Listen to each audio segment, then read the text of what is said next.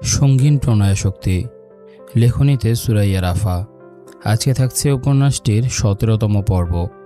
উপন্যাস পাঠে আছি আমি তারিফ।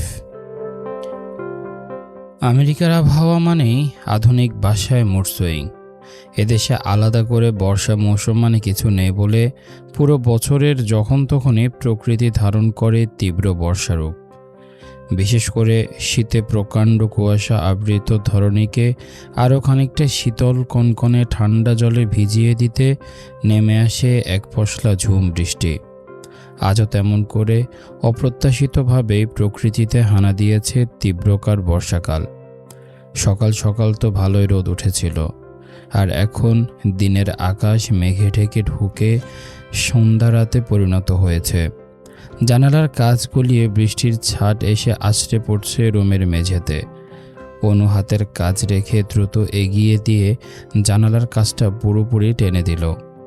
এখন ঠান্ডাও কম লাগছে খানিকটা। সেই কখন থেকে অনুর ডাকাডাকির ফলস্বরূপ এতক্ষণে উঠে গিয়ে রোবটের মতো সকালের কাজগুলো সেরে নিল ওরু। খানিক বাদে ফোলা ফোলা চোখ নিয়ে ওয়াশরুম থেকে বেরিয়ে এসে ঘ্যান ঘ্যান করে অনুকে উদ্দেশ্য করে বলতে লাগলো, কি দরকার আপা? আমি যেতে চাই না ওনাদের সাথে। তুই কেন অযথা জামাকাপড় গোছাচ্ছিস? অরুর জামাকাপড়গুলো গুছিয়ে সযত্নে ট্রলি ব্যাগে রাখতে রাখতে অনু বলে, যেতে চাস না মানে? সারাদিন তো ঘরে মনমরা হয়ে বসে থাকিস, ভার্সিটিতেও যাচ্ছিস না কিছুদিন ধরে। আমার তো আর তোকে নিয়ে ঘুরতে যাওয়ার সময় হয়ে ওঠে না। তার চেয়ে বরং কৃতিক ভাইয়াদের সাথে ঘুরে আয়, মন ভালো হয়ে যাবে। তাছাড়া কৃতিক ভাইয়ার মেয়ে বান্ধবী কি যেন নাম? ওরও ঘাড় ঘুরিয়ে জবাব দেয়, এলিসা আপু। হ্যাঁ, উনি তো তোকে অনেক আদর করে। তাহলে তোর চিন্তা কিসের? নিজের অলস শরীরটাকে বিছানায় ছেড়ে দিয়ে ওরু বলে, আমি এখন বড় হয়ে গিয়েছি আপা, কারো আদর করা না করা নিয়ে আমার কোনো সমস্যা নেই।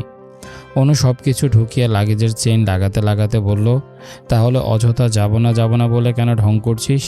দেখ ওরু, আগামী কয়েকদিন হসপিটালের অনেক ব্যস্ত থাকবো আমি।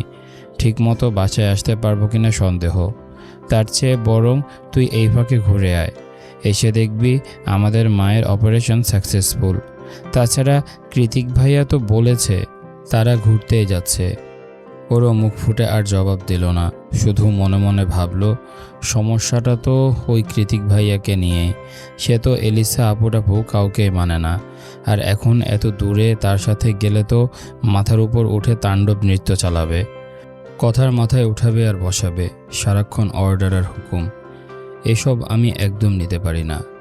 কিরে, কি ভাবছিস? ঘুরে আয়, এতে তোরই লাভ। আমার সুযোগ থাকলে তো আমিও যেতাম। তাছাড়া মা সুস্থ হয়ে গেলে তো আবার আগের মতো জীবন কাটাতে হবে। তুই তো জানিস মা ঘোরাঘুরি একদম পছন্দ করেন না। অনুর কথায় ওরও হাসূচক মাথা নাড়িয়ে দুহাতে ওর গলা জড়িয়ে ধরে বলল, তুই বেস্ট আপা। ইস, তুই যদি আমার মা হতি। অনু ওরুর দুহাতের উপর নিজের হাত রেখে বলে, হয়েছে, আর তেল দিতে হবে না। এখন দ্রুত রেডি হয়ে নে। কৃতিক ভাইয়া ভার্সিটিতে গিয়েছে, সেখান থেকে ফিরে তোকে পিক করে সোজা এয়ারপোর্টে যাবে। কয়েক মুহূর্ত কথা থামিয়ে আবারও সচকিত নয়নে অনু বলে, তুই একটা জিনিস খেয়াল করেছিস শুরু? কী জিনিস?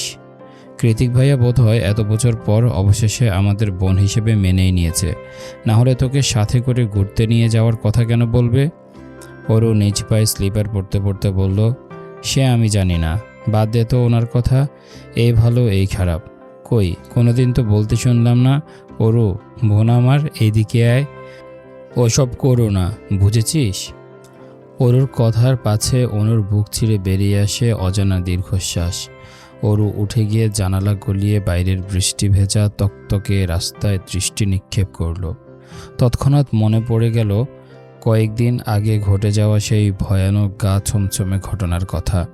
সেদিন কৃতিক সময় মতো না এলে কি হয়ে যেত? ভাবলে এখনও শরীরের সবকটা লোমকূপ দাঁড়িয়ে যায় ওরুর। আচ্ছা, সেদিনের সবটাই কি কৃতিকের করুণা ছিল, নাকি অন্য কিছু? অন্যকে করুণা দেখাতে গিয়ে মানুষ কোনোদিনও নিজে আঘাতপ্রাপ্ত হয়? উত্তর জানা নেই ওরুর। চোখের সামনে কালো মার্সিডিজটা দেখেই ওরুর ভাবনার সুতোতে টান পড়ে। তার মানে কৃতিক চলে এসেছে। ওদিকে ওরু এখনও রেডি না হয়ে আকাশ পাতাল কল্পনায় বিভোর। আনমনা মেয়ে একটা। খারাপ আবহাওয়া আর ঝুম বৃষ্টির মাঝে ইউএসএ ছেড়েছে ওদের প্রাইভেট জেটটা। তবে ভৌগোলিক দূরত্ব বৃদ্ধি পেতেই ধীরে ধীরে আবহাওয়া ঠিক হয়ে গিয়েছে এখন। সেই সন্ধ্যা রাত থেকেই নিজ কেবিনে পড়ে পড়ে ঘুমাচ্ছে ওরও। এছাড়া অবশ্য করার কিছুই নেই ওর, কারণ চোখ খুললে কেমন মাথা চক্কর দিয়ে ওঠে, পেট থেকে উপরে বেরিয়ে আসে সব খাবার। ওর মতে সবার সামনে বমি করে ভাসিয়ে নিজের মানসম্মান খোয়ানোর চেয়ে ঘুমিয়ে থাকাই শ্রেয়। তাতে যে যা ভাবে ভাবুক। তখন মাঝরাত, আর একটু পরে থাইল্যান্ডের ব্যাংকক শহরে ল্যান্ড করবে ওরা। ওরও সারা রাত ঘুমিয়ে কাটালেও ওরা 4 জনের একজনও ঘুমায়নি। সবাই মিলে রাত জেগে একটা বড় সড়ো ট্রিপ প্ল্যান তৈরি করেছে ওরা। মাঝরাত্রিরে নিজেদের মধ্যে আলোচনা শেষ করে কৃতিক এসেছে ওরুকে এক নজর দেখার জন্য। ওরুর কেবিনের দরজাটা হাট করে খোলা ছিল, যার ফলে নক করতে হয়নি আর। কৃতিক সোজা ঢুকে গিয়েছে ভেতরে। ওরু তখন গভীর ঘুমে আচ্ছন্ন। ড্রিমলাইটের নীল আলোতে আজও ওর সুন্দর লতানো শরীরটা দৃশ্যমান। এলোমেলো হয়ে ঘুমানোর তরুণ পাজামা উঠে আছে হাঁটুর কাছে। মোমের মতো সুন্দর পা দুটোর একটাতে নূপুর নেই। কি করে থাকবে সেটা তো বহু আগে পার্টিতে গিয়ে হারিয়ে ফেলেছে ওরও। পায়ের দিক থেকে চোখ সরে গিয়ে কৃতিকের দৃষ্টিগত হলো ওরুর মেদহীন দুধে আলতা বর্ণের লতানো পেট। পেটের মাঝখানে সেই কুচকুচে কালো তিল। দেখলে মনে হবে ওরুর নারী দেহের সৌন্দর্য বৃদ্ধির জন্যই তার এমন মাঝ বরাবর অবস্থান। ঘোর লাগা চোখে খানিকক্ষণ ওই তিলটার দিকে এক দৃষ্টিতে তাকিয়ে নীরবে শুষ্ক ঢোক গিলল কৃতিক। কোনো এক অজানা সংযমের কারণে ওর হাত দুটো মুষ্টিবদ্ধ হয়ে আছে। শীততাপ নিয়ন্ত্রিত কেবিনের মধ্যেও ঘেমে যাচ্ছে শরীরটা। কৃতিকের পরনে ছিল ব্ল্যাক টি শার্ট আর ট্রাউজার, হাতে ক্রোকোডাইল স্কিনের ব্ল্যাক বেল্ট ঘড়ি। জিভ দিয়ে অধর যুগল ভিজিয়ে এসির পাওয়ার আরও খানিকটা বাড়িয়ে দিল। না, তবুও ঠান্ডা লাগছে না। ওদিকে প্রচণ্ড ঠান্ডা পেয়ে অরু নড়ে চড়ে আরও খানিকটা গুটিসুটি মেরে শুয়েছে। এবার শুধু পেট নয়, পেট পিঠ দুটোই দৃশ্যমান। উন্মুক্ত ফর্সা পিঠে ছড়িয়ে ছিটিয়ে আছে রেশমের মতো লম্বা চুলগুলো। কৃতিক নিজের অবাধ্য বাসনাগুলোকে বারবার মাথা থেকে দূর করতে চাইছে। মনটাকে রাম ধমক দিয়ে বারবার বলছে, ওর পেটের দিকে নয়, ওর মুখের দিকে তাকা। কি ইনোসেন্ট মায়ামায় ঘুমন্ত মুখটা, অথচ চোখ দুটো আটকে আছে ধবধবে বর্ষা পেটে। ইচ্ছে করছে সেখানটায় আঙ্গুল ঘুরিয়ে হাজারটা আঁকিবুকি করতে, কিন্তু তা তো সম্ভব নয়। কৃতিক খারাপ, রকছোটা, বদমেজাজি হতে পারে, তবে ক্যারেক্টারলেস কিংবা মেয়ে বা ছিল না কোনো কালেই। ওর হৃদয়ে ওর প্রতি এই অবাধ্য অনুভূতিগুলো কাজ করা নিতান্তই স্বাভাবিক। তবে এসব অদম্য অনুভূতিকে এই মুহূর্তে প্রশ্রয় দেওয়াটা ঠিক হবে না মোটেই। তাই ঘুমন্ত ওরুকে কয়েক দফা ঝাড়ি দিয়ে দ্রুত ওর কেবিন ত্যাগ করে কৃতিক। অতঃপর মনোসংযোগ অন্যদিকে ঘোরানোর জন্য কেবিনের বাইরে চলে গিয়ে বসে পড়ে ল্যাপটপ নিয়ে। কিন্তু এ কি, ল্যাপটপেও একটু আগে দৃশ্য ভাসমান। কৃতিক তৎক্ষণাৎ ঠাস করে ল্যাপটপ বন্ধ করে ঘাড় ঘুরিয়ে তাকালো। ছোট্ট জানালা ভেদ করে তিমিরে ঢাকা আকাশবাণে। তখনই একজন কেবিন ক্রু এসে খুবই নমনীয় সুরে শুধালো, স্যার, ঘণ্টাখানিকের মধ্যে ল্যান্ড করব আমরা। কোনো কোল্ড ড্রিঙ্কস অথবা স্ন্যাক্স খাবেন? পেট। কৃতিকের কথাটা ঠিক বোধগম্য হলো না লোকটার, তাই তিনি পুনরায় জিজ্ঞেস করলেন, ইয়ে মানে স্যার, কি খাবেন? কৃতিক বিরক্ত হয়ে জানালা থেকে চোখ সরিয়ে বলে, বললাম তো পেট খাবো। কৃতিকের জবাবে লোকটা ব্যাবাচেকা খেয়ে ওর দিকে আশ্চর্য দৃষ্টি নিক্ষেপ করে দাঁড়িয়ে আছে। লোকটার কিংকর্তব্য বিমূঢ় চাহনি দেখে এতক্ষণে কৃতিকের বোধগম্য হলো যে ওর জিহ্বায় স্লিপ কেটে ভুল জায়গায় ভুল কথা বলে ফেলেছে। আর এই মুহূর্তে এমন একটা কথা বলায় কেমন যেন অস্বস্তিও হচ্ছে ওর নিজের। তাই তাড়াহুড়ো করে বলল, কিছু নেব না, ইউ ক্যান গো। লোকটা বো করে সম্মান জানিয়ে দ্রুত চলে যেতেই কৃতিক দুহাতে নিজের চুল টেনে কটমটিয়ে অস্পষ্ট সুরে বলল, তোর জন্যে কবে যেন আমি সত্যি সত্যি পাগল হয়ে যাই ওরু। দুনিয়াতে আর মানুষ পেলি না, তোকে আমার স্টেপ সিস্টারই হতে হলো। না পারছি তোকে ধরতে, আর না পারছি ছাড়তে। ল্যান্ডিংয়ের পর আরও ঘণ্টাখানেক গাড়ির পথ অতিক্রম করে ভোর রাতের দিকে হোটেলে এসে পৌঁছালো ওরা 5 জন। এটা হোটেল কম রিসোর্ট বেশি মনে হচ্ছে। পাহাড়ের চূড়ায় অবস্থিত এই রিসোর্টের বিশাল জানালা দিয়ে চাইলে স্পষ্ট চোখে সি বিচ দেখা যায়। সেই সাথে অপার প্রাকৃতিক সৌন্দর্য তো আছে। ওরা 2টা ভিলা বুক করেছে, একটাতে 2টো রুম, অন্যটাতে পাশাপাশি 3টা। কিন্তু কে কোন রুমে থাকবে সে নিয়ে বাঁধল বিপত্তি। এলিসা কিছুতেই অর্ণবের ধারে কাছে থাকবে না। ওদিকে এলিসার মতামতে অর্ণবের ঘোর আপত্তি। এলিসার পাশের রুম ছাড়া কিছুতেই অন্যত্র রুম গ্রহণ করবে না সে। সায়র ওদের লাভ বার্ডের মধ্যে থাকতে নারাজ। এদিকে কৃতিকও সায়রকে কোনো মতে ওর ধারে কাছে থাকতে দেবে না। শেষ পর্যায়ে কোনো উপায় না পেয়ে এলিসা, অর্ণব আর সায়র রক পেপার সিজার খেলে রুম ভাগাভাগি করে নিল। ওরও এখানে সবার চেয়ে ছোট, তার উপর কৃতিকের সাথে এসেছে, তাই নীরব দর্শকের মতোই যে রুমটা ওর জন্য বরাদ্দ করা হলো তাতে গিয়ে ঢুকে পড়ল। সারা রাতের জার্নিতে বড্ড ক্লান্ত লাগছে শরীরটা, এখন একটু ঘুমানো দরকার। তাই দেরি না করে জামা কাপড় ছেড়ে আবারও এক দস্তুর ঘুমিয়ে নিল ওরও। ভোর রাতে ক্লান্ত শরীরটা নিয়ে রুমে এসে এলিসাও ঘুমিয়ে গিয়েছিল দ্রুতই। তবে ভিডিও গেমের গোলাগুলির কর্কশ আওয়াজে মাত্র কয়েক ঘন্টার ব্যবধানে সেই ঘুম দৌড়ে পালালো ওর। ঘুম ভেঙে যাওয়ার দরুন একরাশ বিরক্তি নিয়ে ভ্রু কুঞ্চিত করে পাশ ফিরে তাকালো এলিসা। তখনই দেখতে পায় অর্ণব ওর রুমের ডিভানে শুয়ে শুয়ে ফোনে গেম খেলছে। অর্ণবকে দেখে এলিসার জিভটা তেতো হয়ে উঠল, ভেতরটা চিরবিড়িয়ে ফেটে পড়ল রাগে। ও চিৎকার দিয়ে বলে উঠল, এখানে কি করছিস তুই? অর্ণব নরম কণ্ঠে বলল, আরে আরে আস্তে, আশেপাশে সবাই ঘুমাচ্ছে। হ্যাঁ তো আমিও তো ঘুমাচ্ছিলাম, তারও তুই এখানে কেন? যদি ক্লাবের লোকজন তোর খোঁজ পেয়ে তোকে ধরে নিয়ে যায় তাই পাহারা দিতে এসেছি। আমার ঘুমের প্রয়োজন নেই, তুই গিয়ে বরং ঘুমা। আমি ওদের সোনার ডিম পাড়া হাঁস অর্ণব, ধরে নিলেও কোনো ক্ষতি করবে না আমার। অর্ণব ভ্রুকুচকে বলল, তোর এত তেজ কেন বলতো? আমি বলে তোর এত তেজ সহ্য করছি, অন্য কেউ কোনোদিন সহ্য করবে না দেখিস। এলিসা ঝাঁঝ নিয়ে বলল, কে বলেছে তোকে সহ্য করতে? দূর হ তুই। আমাকে এত বিরক্ত লাগে তোর? হ্যাঁ, তোর এসব এক্সট্রা কেয়ার আমার বিরক্ত লাগে। কই সায়র আর জেকে তো এমন করে না, তাহলে তুই কেন? অর্ণব উঠে এসে এলিসার মুখোমুখি হয়ে দাঁড়িয়ে বলল, ওরা তোকে বন্ধুর চোখ দিয়েই দেখে তাই, কিন্তু আমি তোকে ভালোবাসার চোখ দিয়ে দেখি। এলিসা একটা তাচ্ছিল্যের হাসি দিয়ে বলল, ভালোবাসার আর মানুষ পেলে না? এলিসার আহত কণ্ঠস্বরে অর্ণবের রাগে পেটে পড়া চোখ দুটো মুহূর্তে যেন অসহায় হয়ে গেল। ও একটানে এলিসাকে বুকের মধ্যে ঝাপটে ধরে বলল, ভালোবাসা কি এত গুণে বেঁচে হয় বল? তোর অতীত যেমনই হোক, আমি তবুও তোকে ভালোবাসি, ভবিষ্যতেও ভালোবাসবো। তুই অবহেলা করলেও ভাসবো। তুই যতবার আমায় দূরে সরিয়ে দিবি ঠিক ততবার আমি চুম্বকের মতো তোর টানে চলে আসব।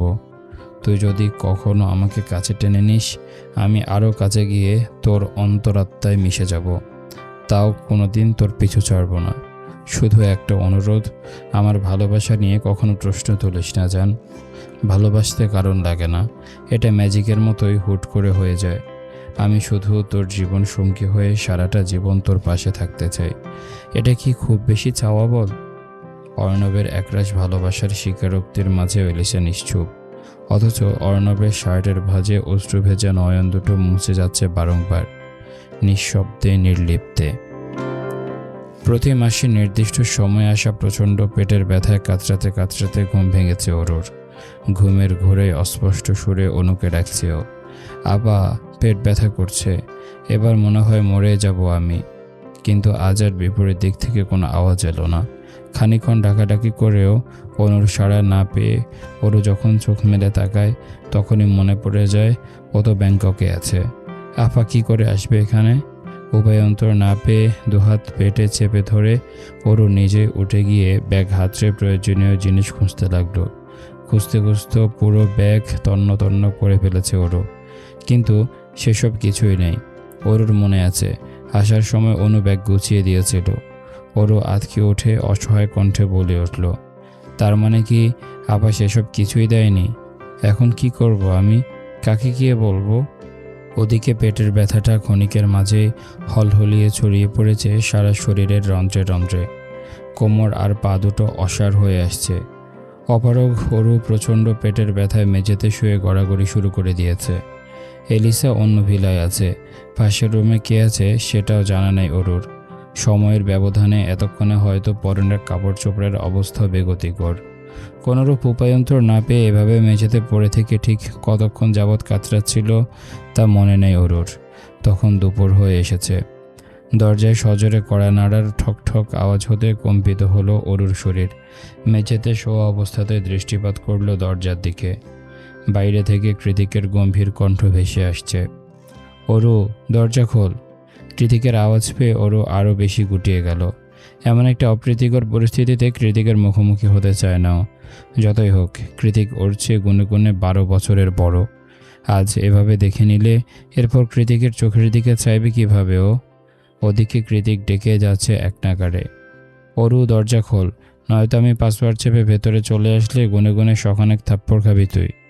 কৃতিকের অতীবমাত্রার হুমকির মুখে পড়ে অরু মিনমিনিয়ে কাতর মুখে বলল, কিভাবে খুলবো?